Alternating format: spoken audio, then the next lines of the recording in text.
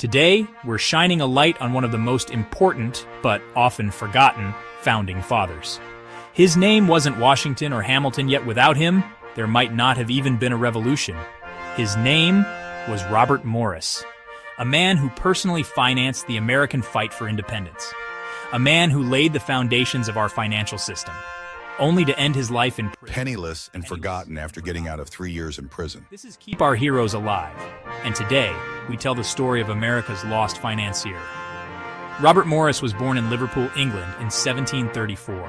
At just 13, he sailed across the Atlantic to join his father in Oxford, Maryland, a merchant in the tobacco trade. But tragedy struck early. His father died in a shipping accident, and Robert, now an orphan at 14, was sent to Philadelphia to start a new life. There he apprenticed under Charles Willing, and by his 20s, Morris became a partner in Willing, Morris & Company, one of the most powerful merchant firms in the colonies. He wasn't just successful, he was brilliant, a master of credit, shipping logistics, and international trade. But as tensions with Britain mounted, his priorities began to shift. At first, Robert Morris was a reluctant revolutionary. He was a wealthy merchant, deeply connected to British trade networks, and a man of order, not rebellion. He believed in reform, not revolution. So when cries for independence rose in the early 1770s, Morris hesitated. He supported protests against unfair taxation like the Stamp Act and Townshend duties. He even joined the non-importation agreements, sacrificing profits to stand against British policy. But he didn't want war, at least not yet. So what changed? Morris came to see that the British government wasn't just overreaching, it was treating the colonies like property, not partners. When British troops fired on colonists, when Parliament ignored petitions, and when economic liberty was crushed by imperial decree, Morris realized something profound. The empire I had profited under was no longer protecting liberty, it was smothering it. For Morris, the tipping point wasn't just principle, it was self-government. As a man of commerce, he believed prosperity required freedom to trade, to legislate locally, to chart an American future. In July 1776, he still hoped for reconciliation and abstained from voting on independence. But when the final moment came and the die was cast, he signed the Declaration. And from that point forward, he poured everything he had into the cause. Morris now became the primary financial lifeline of the Continental Congress. In Congress, he helped create the Continental Navy, organized privateers to raid British ships, worked tirelessly behind the scenes to supply the Continental Army. But the most important part? When Congress ran out of money, Morris used his own. He leveraged his personal fortune and reputation to secure loans when no one else could. He raised the money for Washington's crossing of the Delaware and the pivotal Yorktown campaign.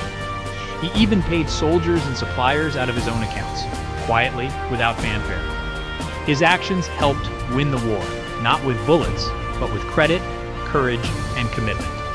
After the war, the nation was broke, and the Articles of Confederation offered no solutions. There was no national taxation, no financial authority. So in 1781, Congress appointed Morris as Superintendent of Finance. He cut corruption and forced accountability, tried to pass the 5% national impost, blocked by just one state, founded the Bank of North America, the nation's first central bank, restored U.S. credit at home and abroad. The job was impossible. With no power to tax and no real authority, Morris was forced to keep borrowing, begging, balancing a budget made of paper promises. After 3 grueling years, he resigned in 1784, warning that the Republic would collapse without a stronger federal system. When the Constitutional Convention came in 1787, Morris fully supported it. He even nominated George Washington to lead it. He was elected as one of Pennsylvania's first U.S. senators under the new Constitution. There, he backed Alexander Hamilton's economic plan, which was deeply influenced by Morris's earlier reforms. He supported protective tariffs, a central treasury, the first bank of the United States. And yet, the architect of America's finances was being slowly pushed aside. Hamilton had the spotlight. Morris had the scars. After leaving the Senate in 1795, Robert Morris turned to land speculation, but not just as a get-rich-quick scheme. Morris genuinely believed that America's future was tied to its land. The revolution had been won, the Constitution ratified, and now the country was expanding, westward, boldly, boundlessly. He saw land not only as the next economic frontier, but as a patriotic investment. If the nation was going to grow, it needed cities, commerce, and infrastructure. Morris believed he could help build it. He partnered with James Greenleaf and John Nicholson to buy and develop land, particularly in the brand new federal capital, Washington, D.C. But he overreached. Their ventures were massive, ambitious, and wildly over-leveraged. They were borrowing money faster than they could develop property. Then the land bubble burst in the 1790s. Credit dried up, buyers disappeared, debts came due, and just like that, the man who had once kept the United States from bankruptcy fell into bankruptcy himself.